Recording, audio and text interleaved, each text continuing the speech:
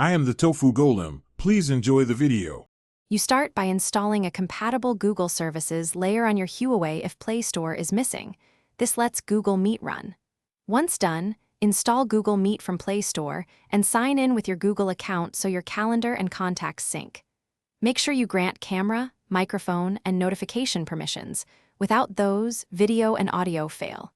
Finally, open Meet and run the built-in device test to confirm the camera and mic work before joining any live call. You now join or host. If you have a meeting code, tap Join and paste it. If you host, choose New Meeting and start instantly or schedule in calendar so guests get an invite. Once in the lobby, pick your audio option, device speaker, Bluetooth headset, or phone dial-in to avoid echo. Use the camera button to switch front/rear or the three-dot menu to change background and captions. Make sure network permissions stay enabled so Meet can reconnect automatically.